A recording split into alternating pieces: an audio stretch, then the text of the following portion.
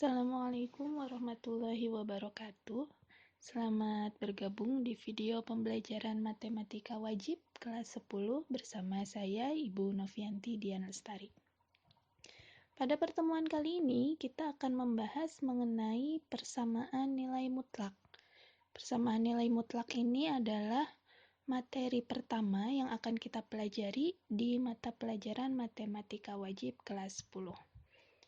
Apa saja yang akan kita pelajari nantinya? Mari kita lihat. Di materi ini, pokok bahasannya yang pertama, kita akan mengenal dulu bagaimana itu konsep nilai mutlak. Setelah itu, kita akan sama-sama belajar mengenai persamaan nilai mutlak. Selanjutnya, pertidaksamaan nilai mutlak. Baru terakhir, kita akan coba memecahkan masalah yang berkaitan dengan nilai mutlak. Kita masuk ke materi yang pertama mengenai konsep nilai mutlak. Untuk mengenal bagaimana konsep nilai mutlak itu, kita perhatikan ilustrasi berikut. Kita baca bersama ya.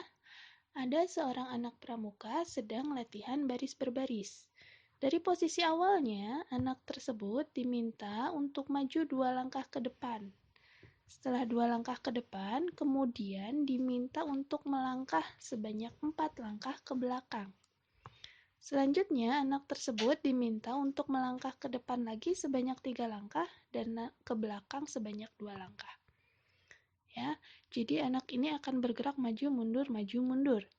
Nah, kita lihat di sini ada pertanyaan, berapa banyak langkah yang dilakukan oleh anak pramuka tersebut dari awal sampai akhir? Kemudian yang kedua, di manakah posisi akhir anak tersebut jika diukur dari posisi awalnya?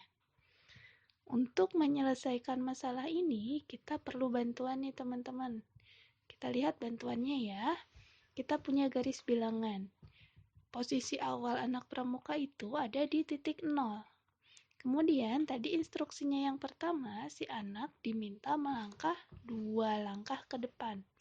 Maka di sini kita lihat anak akan bergeser ke kanan. Ke kanan ini artinya ke depan ya. Sebanyak 2 langkah. Kemudian anak itu diminta mundur ke belakang sebanyak 4 langkah. Kalau tadi bergerak ke depan gesernya ke kanan, berarti kalau mundur gesernya ke kiri ya, betul? Jadi tadi setelah 2 langkah ke depan, sekarang melangkah 4 langkah ke belakang. Nah, jadi posisi anak sekarang ada di angka negatif 2. Setelah itu, si anak diminta lagi maju sebanyak 3 langkah. Maka dari sini, anak akan kembali maju sebanyak 3 langkah. Dan terakhir, anak diminta lagi mundur sebanyak 2 langkah. Ya, si anak mundur lagi 2 langkah. Jadi disinilah posisi akhir si anak, yaitu di angka negatif 1. Oke, di sini kita masih menggunakan bantuan garis bilangan. Lalu bagaimana kalau kita tuliskan dalam bentuk model matematika ya? Kita coba lihat dulu untuk langkah yang pertama, untuk soal yang pertama. Berapa banyak langkah yang dilakukan anak? Kalau dari gambar ini kita bisa lihat ya. Langkahnya adalah 2 ke depan, 4 ke belakang berarti ada 6, 3 ke depan berarti 9, dan 2 ke belakang berarti 11. Atau bisa kita tuliskan dalam model matematika menjadi seperti ini. 2 ditambah 4 ditambah 3 ditambah 2, hasilnya adalah 11 langkah. Perhatikan teman-teman. Di sini meskipun anak itu melangkah maju atau mundur, kita hanya menghitung langkahnya saja, tidak dengan arahnya. Artinya mau maju ke depan atau mundur ke belakang, angkanya akan semua positif. Ya, meskipun dia mundur tetap positif di sini.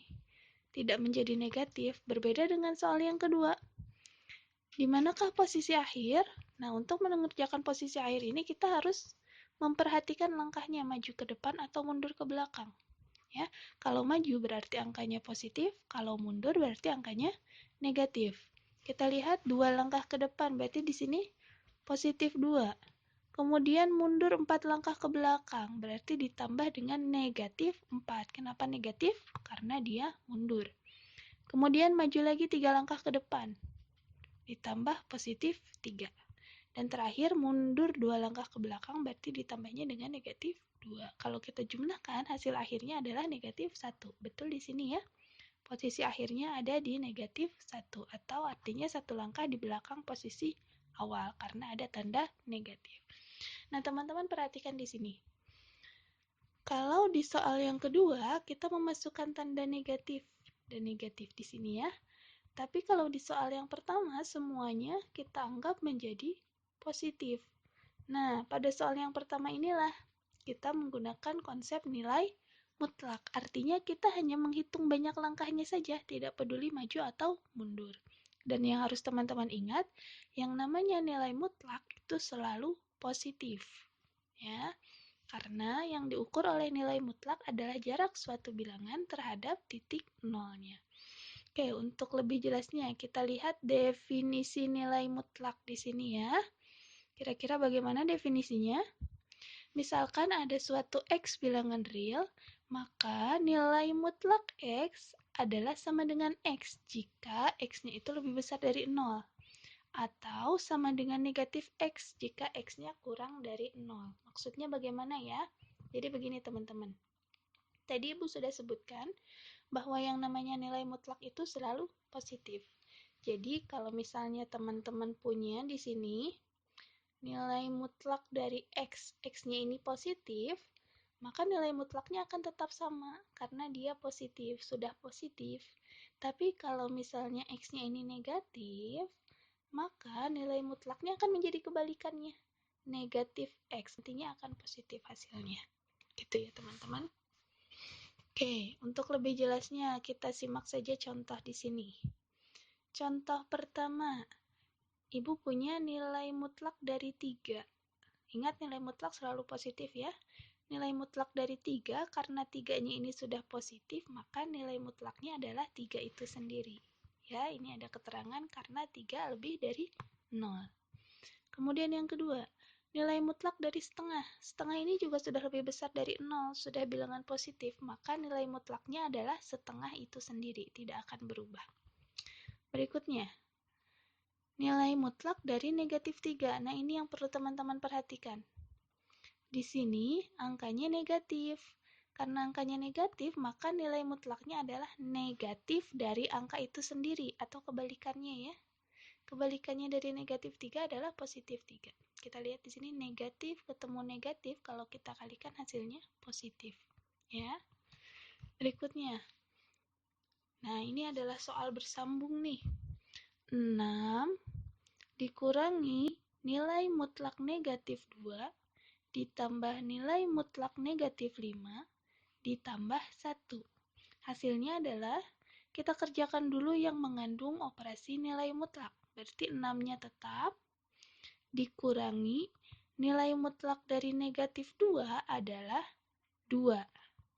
Ditambah nilai mutlak dari negatif 5 adalah 5. Baru kemudian ditambah 1. Kita jumlahkan. 6 dikurangi 2 adalah 4, ditambah 5 hasilnya 9, ditambah 1 hasilnya 10. Oke, demikian ya teman-teman, bisa dipahami. Mudah-mudahan tidak ada kesulitan dalam memahami konsep nilai mutlak ini. Sampai jumpa di video berikutnya. Wassalamualaikum warahmatullahi wabarakatuh.